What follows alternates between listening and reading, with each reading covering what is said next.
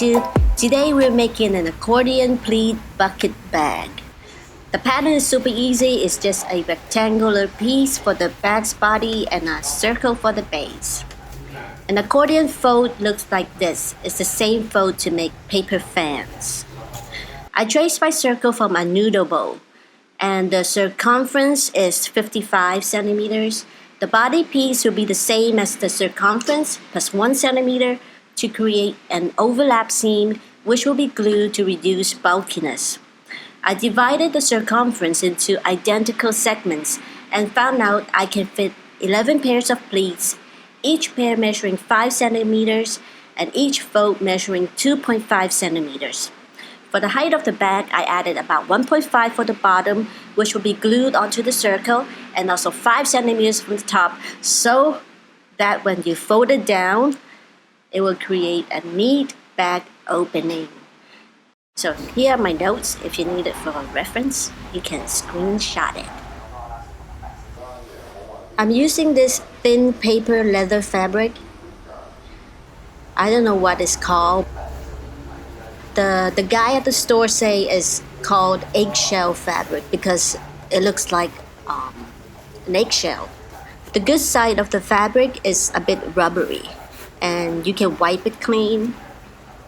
The bag is just like paper. If you can't find this kind of fabric, then you can use Craftex, the cardboard leather fabric, and you will need about half a yard for this project. So I got the piece cut out and I'm working on the back side of the fabric. I'm measuring 5 centimeters from the top. If you want a clean fold, you should score the fabric. If you don't have this tool, you can use a flat screwdriver. The glue I'm using is contact cement. Scoring is not necessary, but I think if you're working with glue, you don't want to make a mistake. Having a line to guide you where to fold will be very helpful. Also score 1.5 from the bottom. This will make up the inner bag's bottom. You can use a piece of plastic instead of cardboard. The fabric part will be inside the bag. Next, we're going to sew the pleats. I fold down 2.5 centimeter and sew right on the fold. You should measure the pleats when you fold them, because I did the first couple ones without measuring and it messed up the last pleat. It kind of triggered my OCD because it's the only one that is not the same width. We have to glue down the sides before sewing the last pleat. So apply glue on the front part on one end and on the back side on the other. I didn't wait for the contact cement to dry completely. This buys me about a second to pull it apart if I make a mistake. Now that the sides are glued together, we can sew the last pleat. So I'm not going to flip the back over, but instead I would just pull the pleat out and stitch the fold in place. I'm going to attach the bottom. Make sure you have finger crease all the folds first because it will be difficult to do so after bottom goes in.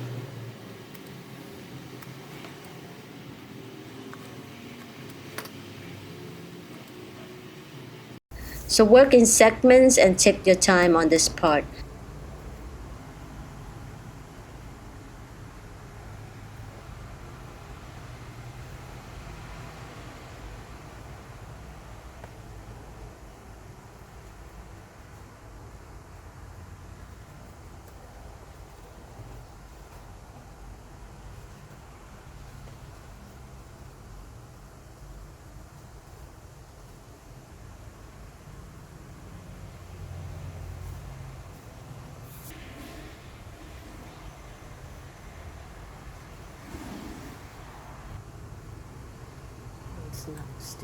If the contact cement is still too wet, it will not stick.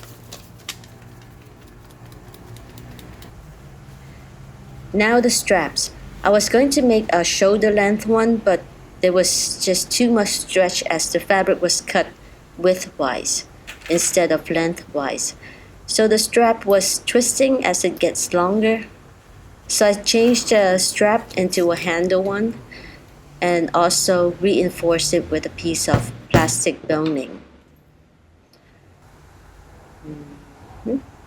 I stitched the handles by hand.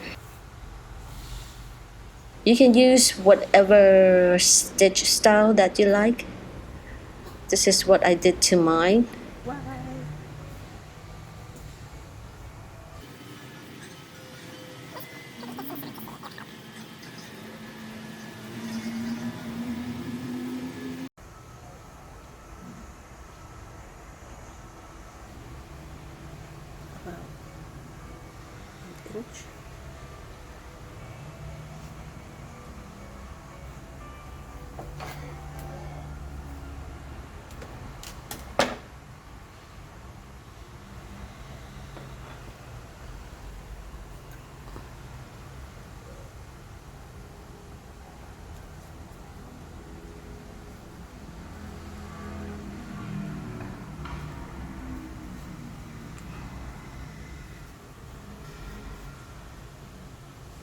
Then after that, I glue the handles onto the inside of the bag.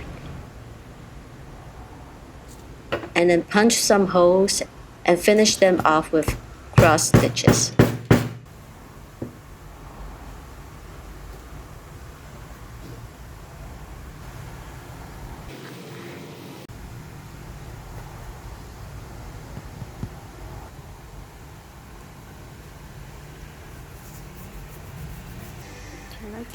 So I hope you enjoyed this DIY and thanks for watching.